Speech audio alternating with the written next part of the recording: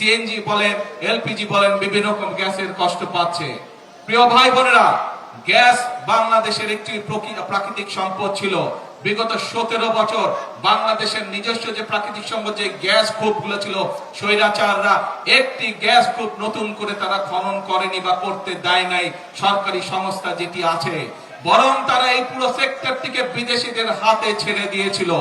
আপনাদের নির্বাচিত সরকার রাষ্ট্র পরিচালনার দায়িত্ব পাওয়ার সাথে সাথে আমরা সিদ্ধান্ত গ্রহণ করেছি, বাংলাদেশ পেট্রোলিয়াম কর্পোরেশন যে বাপেক্স আছে, অর্থাৎ সরকারি যে সংস্থা আছে, তারা দেশের মাটিতে গ্যাস খনন কার্যক্রম দ্রুত শুরু করবে, যাতে করে এই গ্যাস কূপের খনন নিয়ন্ত্রণ বাংলাদেশের মানুষের হাতে থাকে।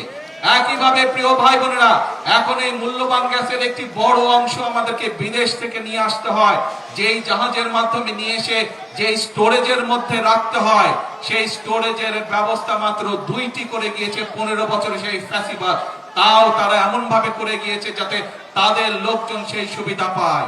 বিগত অন্তর্বর্তীকালীন সরকারের সময় একটি ব্যবস্থা নেওয়া হয়েছিল আরেকটি জাহাজের, কিন্তু অন্তর্বর্তীকালীন সরকার সেটিকে ক্যান্সেল করে দিয়ে গিয়েছে, যার ফলে আজকে দুইটি জাহাজের একটিতে হঠাৎ করে দুর্ঘটনা ঘটে যাওয়ার কারণে আজকে গ্যাসের এই সমস্যা দেখা দিয়েছে। আমরা এর মধ্যে এই কারিগরি ত্রুটি সারানো হয়েছে। আমি আশা করি ইনশাআল্লাহ আল্লাহর রহমত থাকলে আগামী কয়েকদিনের মধ্যে এই সমস্যা অনেকাংশে, গ্যাসের সমস্যা কমে আসবে। প্রিয় ভাই বোনেরা,